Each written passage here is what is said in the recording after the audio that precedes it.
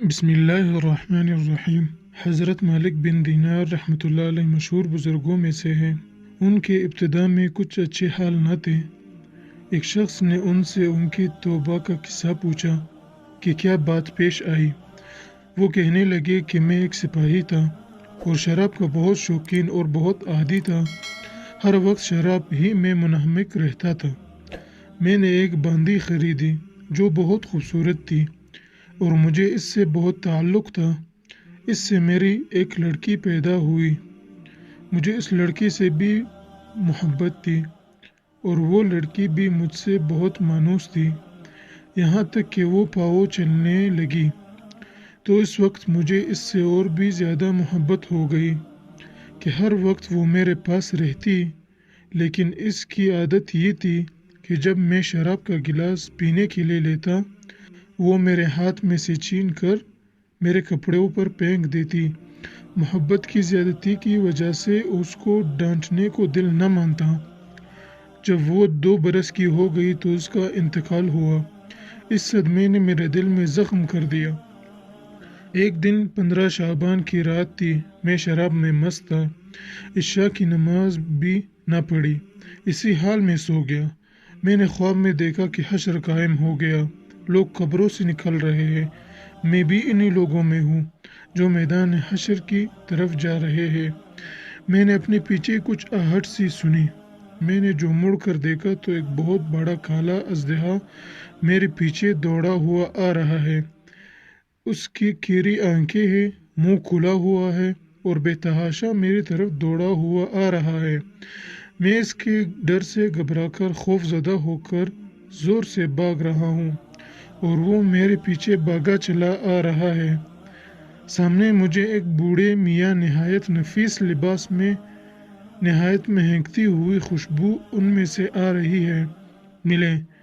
मैंने उनको सलाम किया। उन्होंने जवाब दिया। मैंने उनसे कहा कि खुदा के वास्ते मेरी मदद कीजिए। वो कहने लगे कि मैं ज़ाइफ आदमी हूँ, ये बहुत खोई है, ये मेरे काबू का नहीं है। लेकिन तू भागा चला जा, शायद आगे कोई चीज़ ऐसी मिल जाए जो इससे निजात का सबब बन जाए।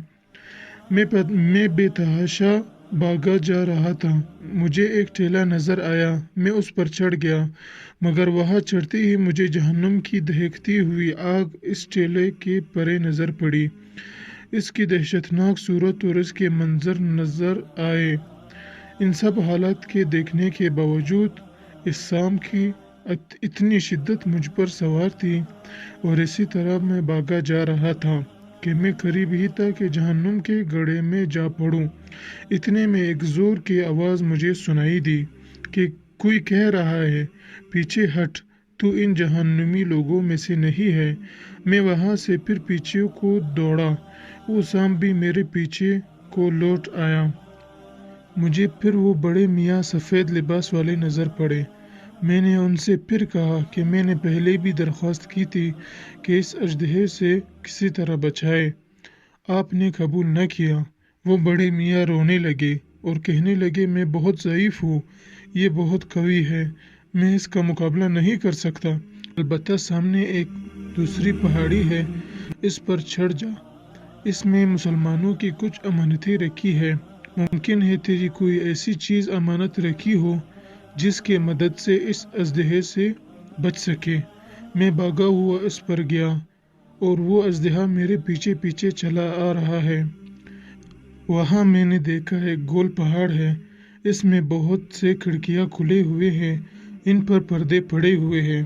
हर खिड़की की 2 किवाड़ है सोने के, जिन पर याकूत चढ़े हुए हैं और मोतियों से लद रहे हैं, और हर किवाड़ पर एक रेशमी पर्दा पड़ा हुआ है।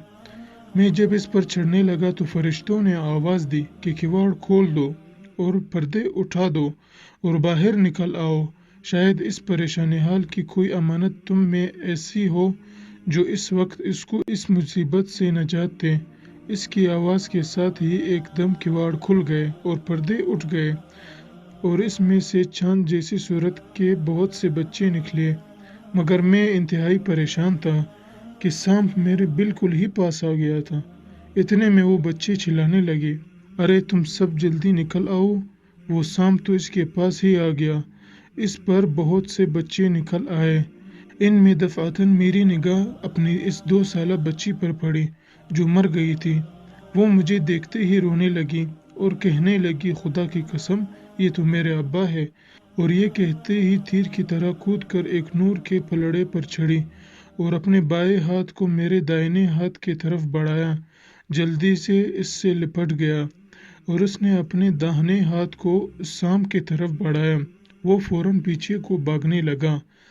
फिर उसने मुझे बिठाया, मेरी गोद में बैठ गई और अपने दाहिने हाथ को मेरी दाढ़ी पर फेरने लगी और कहने लगी, मेरे अब्बा जान, क्या ईमान वालों में से जो लोग गुनाहों में मुब्तला रहते हैं उनके लिए इस बात का वक्त अभी तक नहीं आया कि उनके दिल अल्लाह के ज़िक्र के वास्ते और इस हक बात के वास्ते जो इन पर नाजिल हुई है झुक जाए।